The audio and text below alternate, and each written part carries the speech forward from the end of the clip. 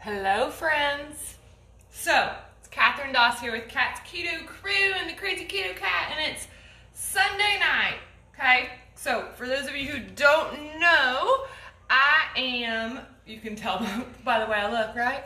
I am 50% Sicilian. So, Sunday dinners are always important, right? Like, us Italians like to enjoy our Sunday dinners with our family and things like that. And when I went keto, I was like, uh-oh, what am I going to do about this pasta situation, right? So, yes, used to love a good pasta noodle, but I have found some good alternatives in terms of palmini noodles and the shirataki noodles and, of course, the zoodle, okay? So, I would love to hear what you're having for dinner. Drop it down in the comments below because I love getting new ideas from everybody. But I thought I would just show you my trick for zoodles. Okay, so my problem with zoodles in the past is that once you spiralize them, which I'll show you just in a second, sometimes like they're not fabulous raw unless they're in like a cold salad. And I have found that even cooking them in like a saute pan sometimes it's not the greatest either. Like I've tried to get the water out of them, all these different things. So you know what I do? Well, I'll show you. So first, this is my spiralizer. It is by the OXO company. It comes with 3 different blades. There's one that will make like a thicker noodle, one that makes a thinner noodle, the green blade, and then there's a like straight ribbon cutting noodle. I believe I got this spiralizer off of Amazon, but I believe it's at Bed Bath & Beyond as well. So, taking my zucchini, okay, cutting off one end over there, and obviously the big stem over there, okay, and I just have my spiralizer put down here, and I'm going to attach my zucchini in here. That's my oven. That's going to give you a clue as to how I'm going to do this, okay? So, stick my zucchini in there, and literally, I mean, if you have not gotten a spiralizer into your hands yet, you need to. Because, I mean, it doesn't really get much easier than this, y'all. I mean, I am literally just spiralizing a zucchini, okay?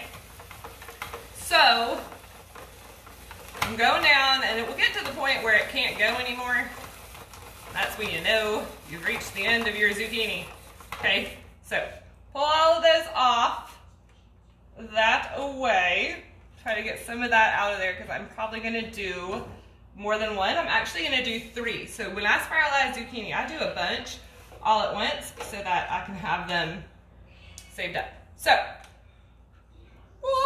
okay, so that is the end of my zucchini. So I'm actually going to end up putting all of these zucchini in a bowl. So here's the trick though, because normally when you're making zoodles, give me a thumbs up if you're at the point here where you're now adding a ton of salt to them and letting them like absorb the liquid into the paper towels or drain them in some way, okay? Yes, that works. But then you often saute them in a pan and sometimes they're still watery and So what I am going to do instead, I'm actually going to do some more zucchinis, but I'll bear you all that process, is add a little bit of olive oil. So just a touch of olive oil in there just to kind of coat them a little bit. And then you could do this with garlic salt or garlic powder. I'm going to add a little bit of garlic salt. Okay, so I'm just sprinkling some garlic salt in there as well. And I bet my tongs are occupied from last night, but I'll do with this. Okay, so, and then I'm just going to kind of toss that around, okay, so that it's evenly coated and distributed across my zucchini. So, how I have found that zoodles taste the best is this, okay? So I actually roast them. So I'm just going to take these ones now that have olive oil and some garlic salt, garlic powder on them and spread them out on a parchment paper lined baking tray, okay? So you can see right there.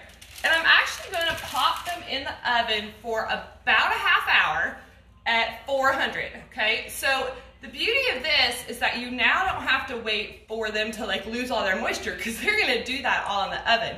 And they get this kind of like nutty taste to them, and it almost reminds me much more of regular pasta than eating a zoodle. So this is my technique for zoodles. So then you're wondering like, well, what are you putting with the zoodles? So I will brown up some meat to go with them. And I think most of us in the keto world now are very familiar with Rao's tomato sauce, but I thought I would show you two other ones that I have found lately that are pretty low carb too, that maybe are not quite as pricey as the Rao's.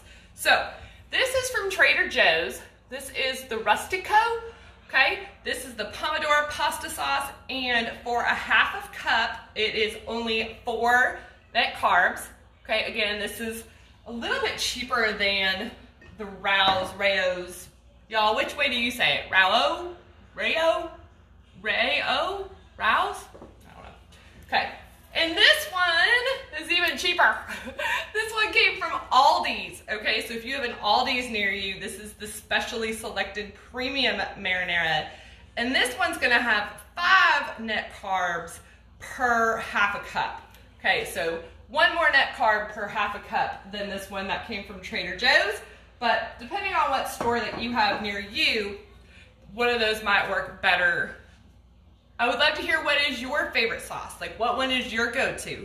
And have you tried roasting zoodles before? Drop a comment below if you have a good zucchini noodle zoodle recipe. So, from my Italian family to yours, I hope you're having an awesome evening. And I will post a pic below of my zoodle dinner. Chat with you later. Bye.